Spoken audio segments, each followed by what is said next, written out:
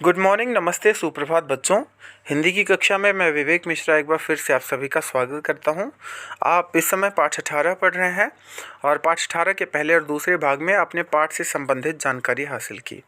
आइए इस पाठ से संबंधित वीडियो के तीसरे भाग में इस पाठ से संबंधित आपको क्या कार्य आपकी उत्तर पुस्तिका में करना है, इसके बारे में चर्चा करते हैं।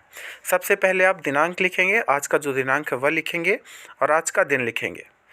और साथ ही साथ आप लिखेंगे पाठ 18 जायके का सफ़र आप लिखेंगे पाठ 18। ठीक है। आइए बात करते हैं कठिन शब्दों की। तो हमेशा की तरह कठिन शब्दों को लिखते समय आप उच्चारण करेंगे। उच्चारण करने से शब्दों को लिखना और पढ़ना आसान हो जाता है। तो आइए हमारे साथ आप बोलिए, सांस्कृतिक, अमृत तुल्य, उपमहाद्वीप, विशिष्टता। जी हाँ, एक बार फिर से देखेंगे। सांस्कृतिक, अमृत तुल्य, उपमहाद्वीप, विशिष्टता, सप्ताहांत, कैकारी, रूपांतरों, अंतर्राष्ट्रीय, छाछ, निर्जलीकरण, खमण ढोकला, वैश्वीकरण, संस्करणों, वसुधैव कुटुंबकम और पुष्ट। तो ये तो थे कठिन शब्द। आइए बात करते हैं शब्दार्थ की। शब्दार्थ में आप देखेंगे, यहाँ पर शब्द देखेंगे और अर्थ लिखेंगे इसका। अमृत तुल्य, अमृत के समान। सप्ताहांत, सप्ताह के आखिर में। पर्याय, दूसरा नाम। रूपांतरों, रूप में भिन्नता। स्थानीय, स्थान विशेष का। मुगलई, मुगल काल का। पाक विधि, खाना बनाने का तरीका। सुगंधित, खुशबूदार। समावेश, मेल जोल। रसास्वादन, स्वाद लेना। वसुधैव कुटुंबकम, समस्त पृथ्वी को परिवार की तरह मानना। तो आइए आगे हम बात करते हैं मौखिक प्रश्नों की। तो यहाँ पर मौखिक में पहला प्रश्न है, भारतीय व्यंजनों की लोकप्रियता कैसे प्रकट होती है। जी हाँ, आप इसका उत्तर लिखेंगे। लगभग सभी बड़े देशों में मौजूद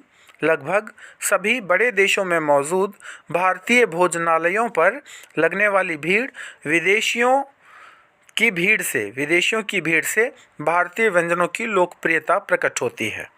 जी हाँ, विदेशियों की भीड़ से होगा। यहाँ पर एक एरो लगा करके, एक तीर का निशान लगा करके यहाँ पर विदेशियों की लिखना है आपको, और यहाँ पर तो एरो लगा है, आपको सीधा सीधा लिखना है। दूसरा प्रश्न है, विलियम को भेलपुरी बनाने की विधि का पता क्यों नहीं चला। जी हाँ, इसका उत्तर आप लिखेंगे। विलियम को इसलिए भेलपुरी की विधि का पता नहीं चला क्योंकि यह तो एक लिखित रूप में उपलब्ध नहीं थी, और दूसरा यह हर घर में अलग तरीके से बनाई जाती थी।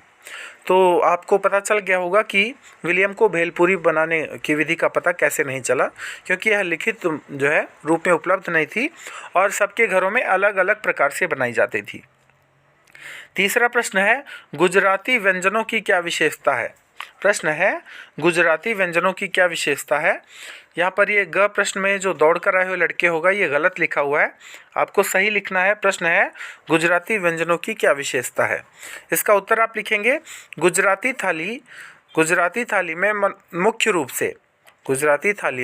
मुख्य रूप से शाकाहारी व्यंजन होते हैं। नमकीन व्यंजनों में भी थोड़ी सी चीनी डाली जाती है।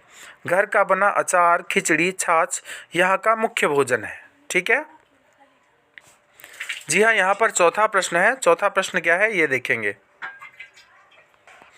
जी हाँ, यहाँ पर चौथा प्रश्न है, किन राज्यों के व्यंजन उत्तर भारतीय शैली से पकाए जाते हैं। जी हाँ, इसका उत्तर आप लिखेंगे। कश्मीर, पंजाब, उत्तर प्रदेश, हरियाणा, हिमाचल प्रदेश, उत्तराखंड के व्यंजन उत्तर भारतीय शैली से पकाए जाते हैं। जी हाँ, कश्मीर, पंजाब, उत्तर प्रदेश, हरियाणा, हिमाचल प्रदेश, उत्तराखंड के व्यंजन उत्तर भारतीय शैली से पकाए जाते हैं।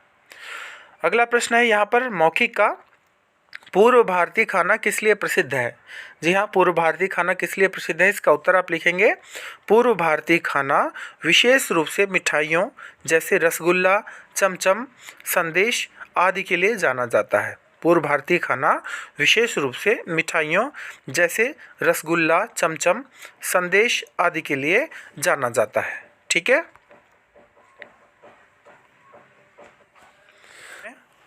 तो आइए बात करते हैं अब लिखित प्रश्नों की। तो लिखित प्रश्नों में सबसे पहला प्रश्न है, उत्तर और दक्षिण भारतीय व्यंजन शैली में अंतर स्पष्ट कीजिए। ध्यान रखेंगे, उत्तर और दक्षिण भारतीय व्यंजन शैली के बारे में बात कर रहा हूं मैं। तो इसका उत्तर आप इस तरह से लिखेंगे। सबसे पहले आप उत्तर भारतीय व्यंजनों पर लिखेंगे। उत्तर भारतीय व्यंजनों पर मुगलई प्रभाव अधिक दिखता है, इसलिए तरी वाली सब्जियों में दूध, पनीर, घी, दही का प्रयोग खूब होता है। अदरक, लहसुन, लौंग, काली मिर्च, दालचीनी, इलायची, केसर, सूखे मेवों से बने व्यंजन इस थाली को शाही रूप देते हैं। तंदूरी खाना इस शैली की विशेषता है। बात करेंगे दक्षिण भारतीय तरी वाली सब्जियों की। तो दक्षिण भारतीय तरी वाली सब्जियों में कसा हुआ नारियल या नारियल का दूध डाला जाता है। नारियल की चटनी भोजन का मुख्य अंग है। भोजन को सुगंधित बनाने के लिए करी पत्ता, राई, सरसों के बीज, काली मिर्च, दाल चीनी, लौंग, जीरा, जायफल, इलायची और गुलाब जल का प्रयोग होता है। गुलाब जामुन नहीं, गुलाब जल का प्रयोग होता है। इमली और हरी मिर्च भोजन को तीखा और खट्टा स्वाद देती हैं। ठीक है, तो पहले प्रश्न का उत्तर आप इस तरह से लिखेंगे। आइए बात करते हैं दूसरे प्रश्न की। दूसरा प्रश्न है, पश्चिम भारतीय खाने में टमाटर, नींबू, चीनी आदि का अधिक प्रयोग क्यों होता है? तो इसका उत्तर आप लिखेंगे। इसका उत्तर आप इस तरह से लिखेंगे कि पश्चिम भारतीय राज्य में तापमान कभी कभी 50 डिग्री सेल्सियस तक पहुंच जाता है। इससे शरीर को डिहाइड्रेशन, निर्जलीकरण से बचाने के लिए खाने में टमाटर, नींबू, चीनी, नमक का प्रयोग अधिक होता है। ठीक है, आइए तीसरे प्रश्न की बात करते हैं। तीसरा प्रश्न है, व्यंजन शैलियों की विविधता के बीच एकता का प्रमाण कब मिलता है? जी हाँ, इसका उत्तर आप लिखेंगे, व्यंजन शैलियों की इस विविधता में भी एकता का प्रमाण तब मिलता है जब उत्तर भारत के लोग इडली डोसा भी उसी चाव से खाते हैं जिस चाव से दक्षिण भारत के लोग दाल रोटी खाते हैं। गुजराती खमन ढोकले का स्वाद पूर्व भारत के लोगों की ज़ुबान पर भी है। गुजराती खमन ढोकले का स्वाद पूर्व भारत के लोगों को ज़ुबान पर भी है। बंगाली रसगुल्ले को चखने के लिए अब कोलकाता जाने की ज़रूरत नहीं, अपने ही शहर में आप उसका रसास्वादन कर सकते हैं। जी हाँ, चौथा प्रश्न है, वैश्वीकरण का भोजन की थाली पर क्या प्रभाव पड़ा है? प्रश्न ठीक से देखेंगे, वैश्वीकरण का भोजन की थाली पर क्या प्रभाव पड़ा है?